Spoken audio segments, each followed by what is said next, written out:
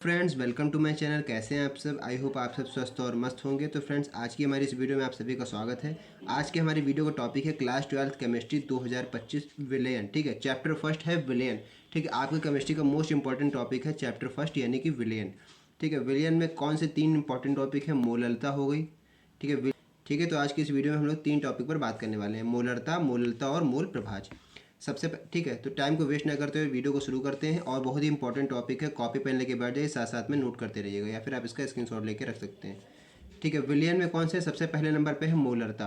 अब ध्यान दीजिए, मोलरता, इससे आपके न्यूमेरिकल ज़्यादा पूछे आते हैं। ठीक है, डेफिनेशन तो पूछी आती है, इसके साथ साथ आपके न्यूमेरिकल भी पूछे आते हैं और इसके फॉर्मूले भी आपको याद करने पड़ेंगे।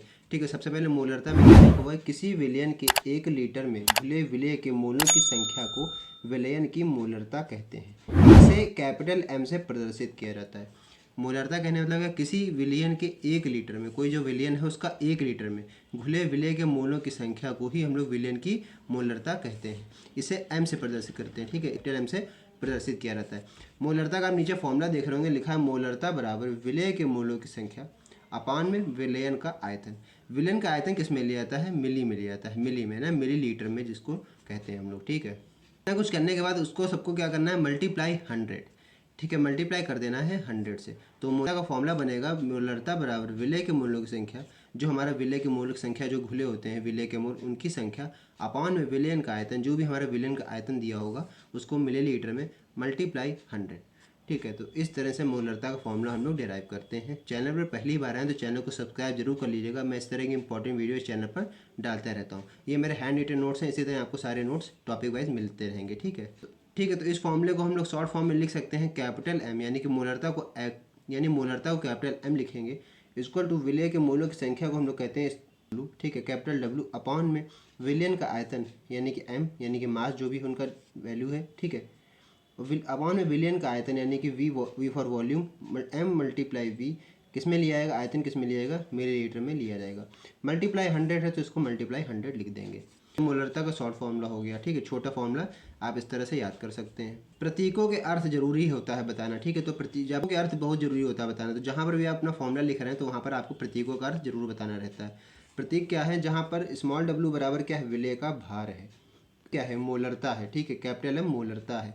और कैपिटल वी आप जो देख रहे हैं ये लिखा हुआ है, इसको हम लोग कहते हैं विलयन का आयतन, वॉल्यूम। ठीक है, विलयन का आयतन।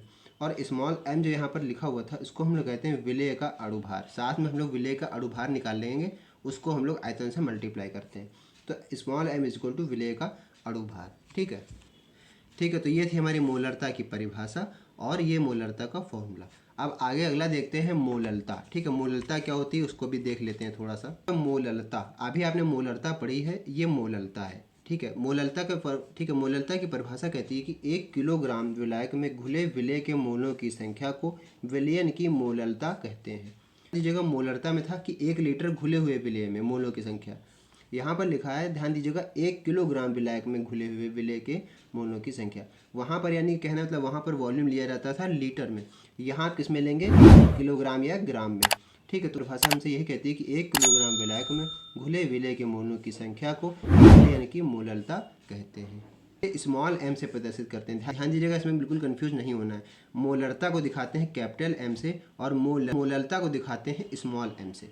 ठीक है, तो ये हो गई मोललता की परिभाषा। अब इसका हम लोग सूत्र देख लेते हैं। सूत्र देखिए, जैसे कि लिखा है मोललता बराबर विलय के मोलों की संख्या अपान में विलायक का भार किस में लिया जाएगा? ग्राम में लिया जाएगा, मल्टीप्लाई 1000। ठीक है, 1000 से हम लोग उसको मल्टीप्लाई कर देंगे या गुणा कर देंगे।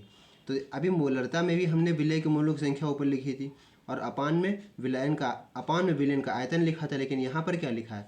विलय के मोलों की संख्या तो सेम रहेगी, लेकिन यहाँ पर विलयन का आयतन की जगह क्या लिखा है? विलायक का भार। ठीक है, जो भी विलायक का भार होगा, जितने में घोला जाएगा, उसको यहाँ पर हम लोग लिखेंगे विलायक का भार, और उसको दोनों को लिख के मल्टीप्लाई 1000 से मल्टीप्लाई कर देंगे।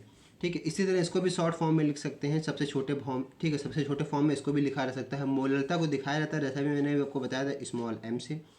विलय के मोलों की संख्या को डब्लू से दिखाते हैं, कैपिटल डब्लू अपान में वही एम। ठीक है, अपान में विलायक का भार यानी स्मॉल एम यानी कि जानते हैं अणुभार, जैसा कि पिछले भी मोलरता में मैंने आपको बताया था, मल्टीप्लाई कैपिटल डब्लू। वहाँ पर देखिए वी लिया गया था यानी कि आयतन, यहाँ लिया जा रहा है विलायक का भार यानी कैपिटल डब्लू लिया जाएगा, वेट जिसको आप लोग बोलते हैं। ठीक है, वो वॉल्यूम, ये है वेट यानी कि भार। भार किस में लिया जा रहा है? ग्राम में, मल्टीप्लाई 1000। ये हो गया मोललता का सूत्र और ऊपर लिखी थी मोललता की परिभाषा। ठीक है, यहाँ भी आपको बताना पड़ेगा जो भी प्रतीकों का अर्थ है, जहाँ पर लिखेंगे इस पर भी आपको प्रतीकों का अर्थ बताना पड़ेगा। जहाँ पर लिखा है कैपिटल W बराबर विलेय का भार, जो कैपिटल W आपने लिखा हुआ है उसको हम लोग कहते हैं विलेय का भार। स्मॉल m इक्वल टू विलेय का अणुभार और कैपिटल W बराबर विलायक का भार। ये तीन चीज़ें यहाँ पर लिखी हुई थी, वही तीन चीज़ें आपको यहाँ बता देनी है। और स्मॉल m तो ये जानते हैं ये क्या है, मोललता है। ठीक है, स्मॉल m बराबर मोललता है। ठीक है, मोललता का सूत्र और ये हो गई मोललता की परिभाषा। अब अगला आपका बचा है मोल अंश या मोल प्रभाज, उसको भी हम लोग देख लेते हैं। ठीक है, ये आपका अगला टॉपिक है मोल अंश, या फिर स्लैश लगा के मैंने लिखा है मोल प्रभाज। कहने का मतलब क्या है, आपसे अगर मोल अंश बोला जाए या फिर मोल प्रभाज बोला जाए, दोनों एक ही चीज़ें हैं, आपको कन्फ्यूज नहीं होना है। मोल अंश का मतलब भी यही है और मोल प्रभाज का भी मतलब भी यही है। जो भी आपसे डेफिनेशन पूछी आ रही है, मोल अंश या मोल प्रभाज, आपसे कुछ भी बोला जा सकता है पेपर में। ठीक है, वो तो एग्जामिनर के ऊपर है, कुछ भी आपसे पूछ सकते हैं। वो कह सकते हैं मोल अंश की परिभाषा लिखिए या फिर मोल प्रभाज की परिभाषा लिखिए, लेकिन आपको कन्फ्यूज नहीं होना है। ठीक है, जो भी आपसे पूछा जाए आपको बिल्कुल वही आंसर लिख के आना है। ठीक है, पेपर में छोड़कर बिल्कुल मत आइएगा। ये जितने न्यूमेरिकल हैं इनसे न्यूमेरिकल भी पूछे आते हैं और परिभाषा तो आपको आनी ही आनी चाहिए। ठीक है, तो स्टेटमेंट कहता है कि किसी विलयन में उपस्थित विलेय या विलायक में से किसी एक घटक के मोलों की संख्या तथा विलयन के कुल मोलों की संख्या के अनुपात को मोल प्रभाज कहते हैं। विलयन यानी कोई हमारा विलयन, उसमें उपस्थित विलेय, उसमें कोई उपस्थित है विलेय या फिर विलायक में से किसी एक घटक के मोलों की संख्या तथा विलयन के कुल मोलों की संख्या के अनुपात को मोल प्रभाज कहते हैं। ये हमारी डिफिनेशन है मोल प्रभाज की, या आप कह सकते हैं मोल अंश की। ठीक है, आगे लिखा देखिए ध्यान दीजिए, इसे लिखा है कि इसे मोल अंश भी कहते हैं। मोल प्रभाज को हम लोग मोल अंश भी कहते हैं। ठीक है, तो ये इसकी डेफिनेशन होगी। अब आगे इसका सूत्र और देख लेते हैं। बस सूत्र देखिए लिखा हुआ है विलेय का मोल प्रभाज क्या है। विलेय का मोल प्रभाज का सूत्र क्या है, विलेय के मोलों की संख्या अपान में विलयन के कुल मोलों की संख्या। यानी कि विलेय के मोलों की संख्या क्या है वो आपको लिखनी है। ध्यान दीजिएगा, विलेय के मोलों की संख्या आपको तीनों में निकालनी रहेगी, चाहे वो मोलरता हो, चाहे वो मोललता हो, या फिर मोल प्रभाज हो।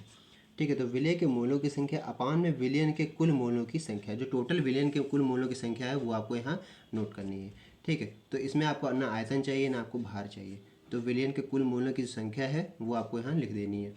ठीक है, आगे आप बता सकते हैं कि विलेय के मोलों की संख्या प्लस विलायक के मोलों की संख्या, दोनों की संख्या को हम लोग मिला के क्या होनी चाहिए, 1 होनी चाहिए।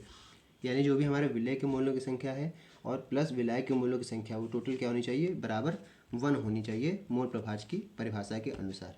ठीक है, तो ये मोल प्रभाज की पूरी परिभाषा थी और उसका ये सूत्र था।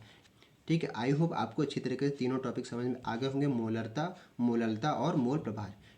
ठीक है, अगर वीडियो अच्छी लगी हो तो वीडियो को लाइक कीजिएगा और इसको अपने फ्रेंड सर्किल में भी शेयर कीजिएगा, ताकि आपके फ्रेंड्स की भी हेल्प हो सके। और इसी तरह की इंपॉर्टेंट वीडियो पाने के लिए हमारे चैनल को सब्सक्राइब जरूर कर लीजिएगा, ताकि इस तरह की जो भी इंपॉर्टेंट वीडियो हो उसका नोटिफिकेशन आपको सबसे पहले मिल सके।